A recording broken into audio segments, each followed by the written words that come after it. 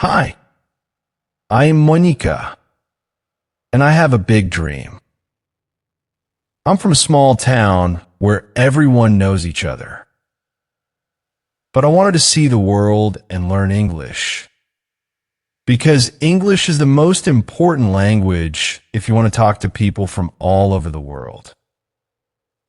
One day, I told my parents, I want to go to France to study and to learn English.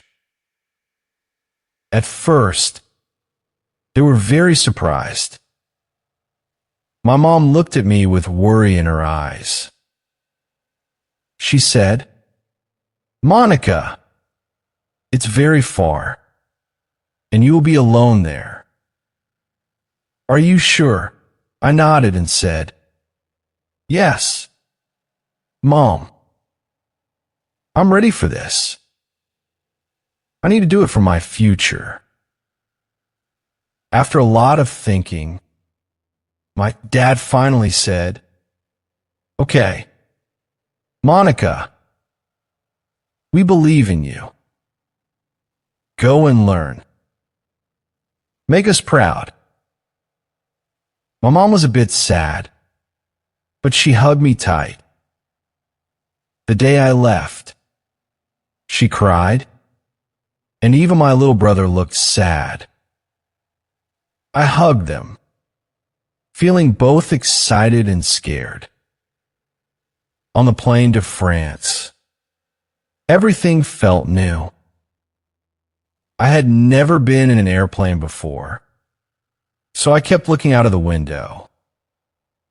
I sat next to a kind lady who saw that I looked nervous.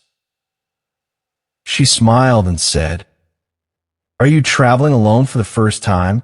I nodded. She said, "You are very brave. If you need help with anything, ask me." The flight was long, but I was too excited to sleep. I kept thinking about my new life in France, the friends I would make, and most importantly, learning English. When I reached France, everything looked so different. The streets, the buildings, and even the people. They were all new to me. I took a taxi to my apartment, and when I got there, I was so tired that I threw my bags and shoes on the floor just like I did at home. I thought I was alone, but then I heard a voice. "Hey, you must be Monica." I turned around and saw a girl smiling at me. Her name was Sarah, and she was my roommate. She laughed and said, "Monica, here we have to keep things tidy." Okay, I felt a little embarrassed, but I laughed with her. Sarah was kind, and we became friends quickly. She taught me many things about living in France, like how to buy groceries and where to catch the bus. I knew that France was an expensive place to live, so I looked for a part-time job. I needed to earn some money to help pay for my studies and my daily expenses. After a few days, I found a job in a small cafe nearby. My job was to serve coffee and clean tables. It was hard work, but I liked talking to people, even if I didn't know a lot of French. Many people in the cafe were friendly and happy to give me tips for learning English. One of my favorite customers, an old man named Mr. Pierre, told me, "Always listen carefully to how people speak. That's how you will learn pronunciation."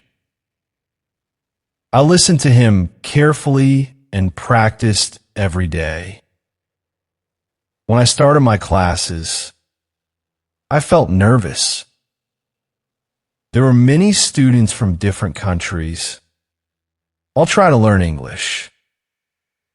Our teacher, Mrs.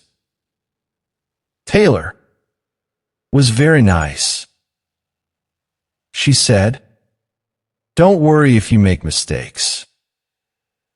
Making mistakes is part of learning." She taught us new words every day and helped us practice pronunciation. Mrs. Taylor always said, "Practice speaking as much as you can. Speak to everyone, even if you feel shy." One day, Mrs. Taylor gave us a great tip. Use small, simple words. Don't try to speak perfect English from the start. Just start talking, and you will get better every day. I found that very helpful. So I started using simple words in English with my friends. Living in France was exciting, but I miss my family every day. I miss my mom's cooking, my dad's funny jokes, and even my dog Max. Sometimes at night, I felt lonely, but I remembered why I was there: to learn, to grow, and to become fluent in English. In France, people eat so many different things for breakfast. They eat something called a croissant. It's a soft, flaky bread that tastes amazing. But my favorite thing was that everyone seemed to love Nutella. People ate Nutella on bread, on pancakes, and sometimes just by itself. It made me laugh because I never thought people could love one thing so much. I was also learning to cook because food in restaurants was very expensive. Sarah, my roommate, showed me how to make simple dishes. We often made pasta and salad because they were quick and easy. One thing I loved about France was how safe it felt. Sometimes I came back to my apartment late at night, even at 2 a.m., and I didn't feel scared. It made me feel free, knowing I could explore and come home safely. After I settled into my apartment with my roommate Sarah, things began to feel a little easier. Sarah and I quickly became close friends. Every night, after we'd throw our bags and shoes around, we'd sit in the living room chatting about our classes and life back home. She was from England, so her English was perfect. I told her my goal was to speak like that someday too. One of the biggest parts of my journey had been my English class at the university. Our teacher, Mrs. Taylor, was incredible. She was this friendly, encouraging person who always made us feel comfortable. On the very first day, she said, "Learning English isn't about being perfect. It's about expressing yourself. Speak from your heart." I'll never forget those words. They helped me feel less nervous about making mistakes because I knew they were just part of the process. In every class, Mrs. Taylor made English feel alive. She had us speak in pairs, listen to short English stories, and even play games. She told us, the best way to learn is by using English as much as possible. Don't be afraid. She'd say, even if you only know a few words, use them. The more you speak, the more you'll learn.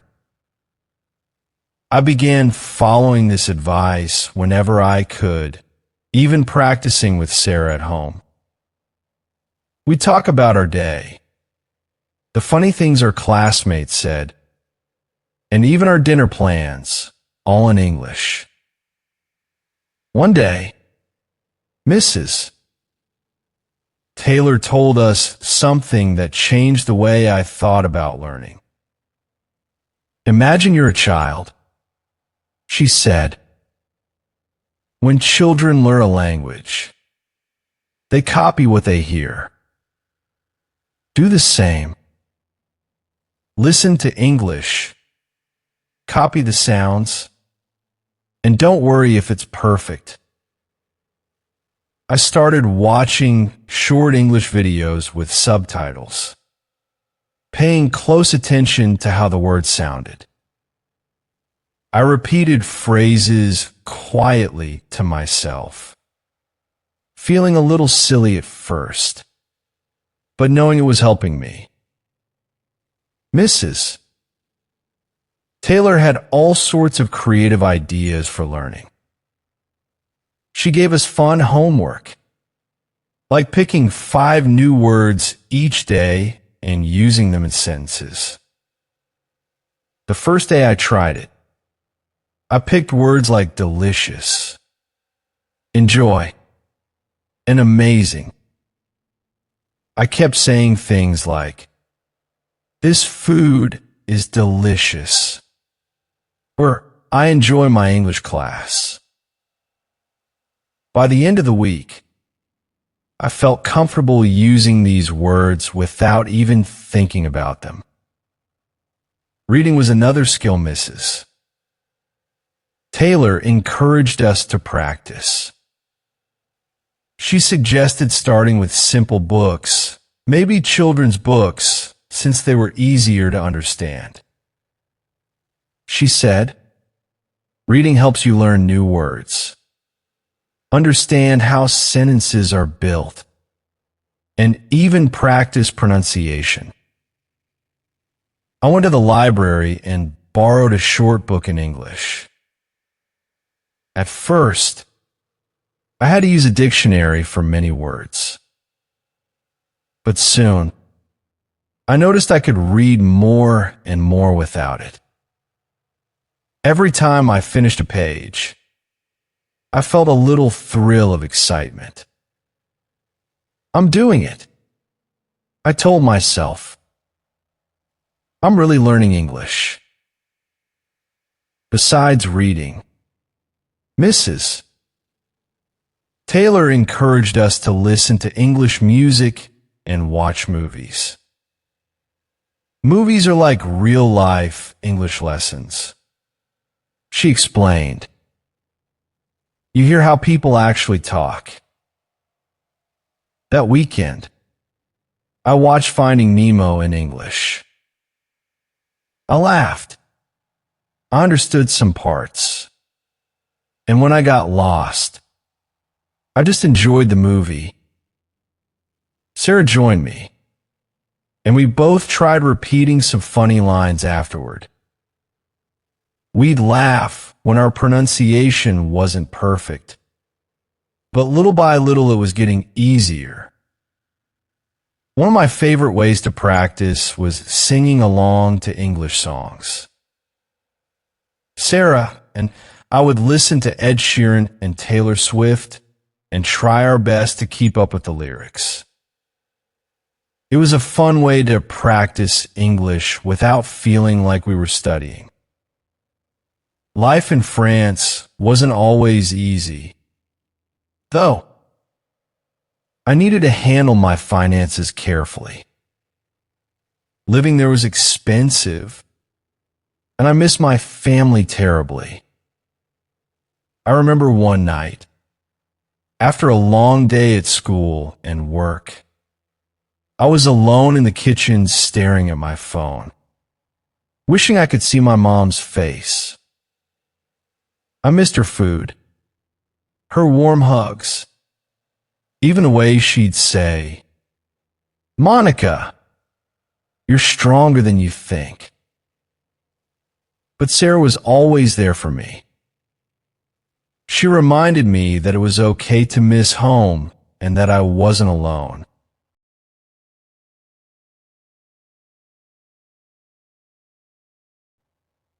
"We're all in this together," she'd say, and it helped me feel less homesick.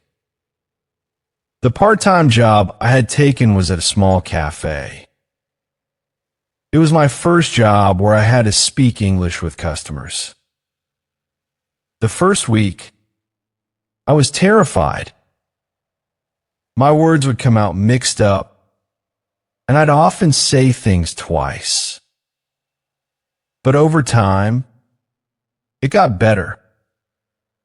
One of my regular customers, a kind older woman named Anne, would smile at me every time she came in.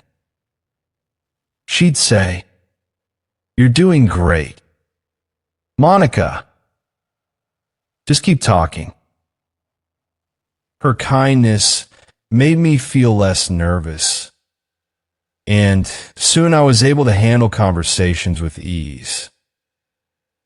One night, Sarah and I stayed up talking about life, dreams, and all the small struggles we were facing.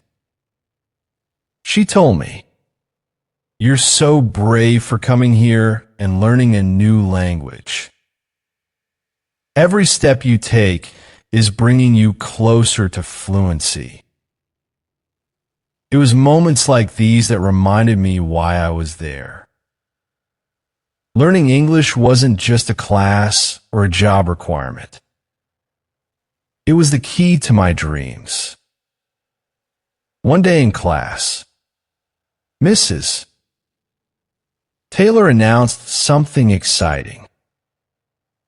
"We're going to celebrate everyone's birthdays together in class," she said.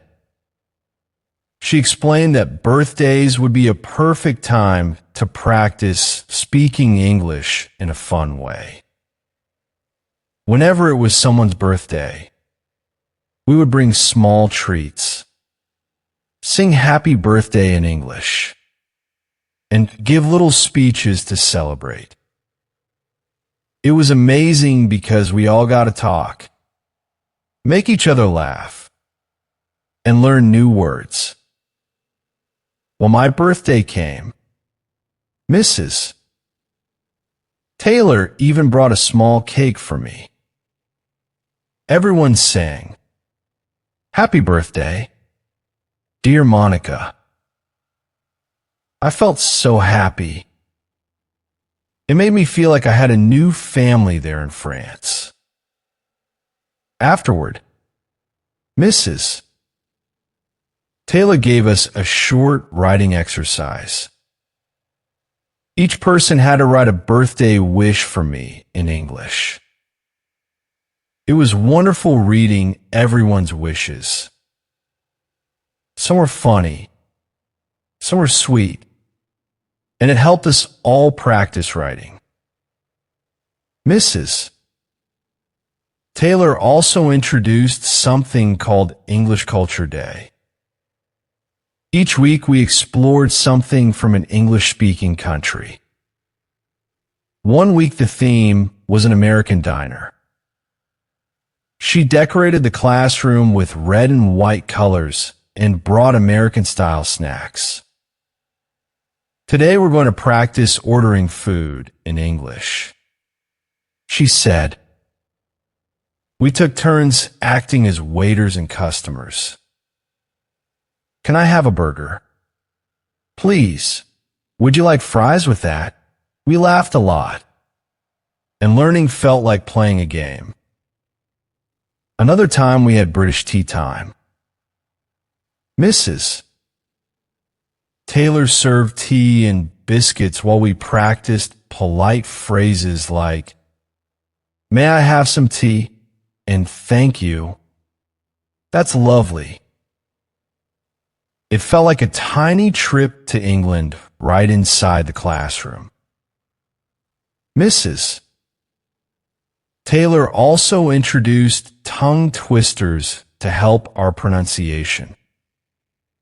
We tried saying things like, "She sells seashells by the seashore." And "How much would a woodchuck chuck if a woodchuck could chuck wood?" At first, we all sounded silly, but after repeating them many times, our pronunciation improved. For vocabulary, Mrs.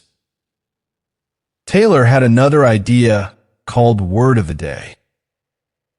Every day, she wrote a new word on the board and explained its meaning and pronunciation. One day the word was delightful. She said, "This means something that gives you pleasure." For example, "That cake was delightful." Soon I found myself using new words naturally in conversations to help us speak more confidently. Mrs. Taylor created a game called the conversation jar. Inside the jar were small pieces of paper with questions like, "What is your favorite food? Tell me about your dream vacation." We picked a question and had to answer in English. It helped me feel more comfortable speaking because I could talk about things I loved. One day, Mrs. Taylor gave us a creative assignment. Everyone will write a short story in English. She said, "I wrote about a magical dog that could talk." When I read it to the class, everyone clapped, and I felt incredibly proud. Writing stories helped me build sentences and use the vocabulary I had learned. As time passed, my English improved more and more. One day, I realized something amazing. I had started dreaming in English. It was just small things at first, hearing English words while I slept. But it made me realize how much I had grown. Finally, it was time for our last class with Mrs. Taylor. She gave each of us a small notebook. "This is your English adventure journal," she said. "Write your goals, your memories, and your new words." She smiled at me and said, "Monica, keep speaking, keep writing, and keep learning." Some of us even had tears in our eyes as we hugged goodbye. On my last day in France, I took a quiet walk around the city. I remember my first day, feeling nervous and unsure. Now, I felt proud. I could understand conversations, express my thoughts, and speak without fear. When I boarded the plane back home, I realized something important. Learning English had been more than just grammar and vocabulary. It was about courage, connection, and discovering who I could become. When I arrived home, my family was waiting at the airport.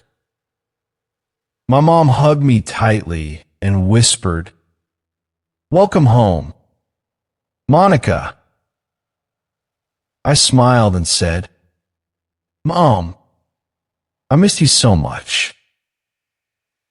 And in that moment, I knew something had changed. I had learned a language, but I had also learned to believe in myself. So if you're learning English too, remember this. Have fun. Make friends. Be brave. And never give up. Because every word you learn is another step forward in your own amazing story.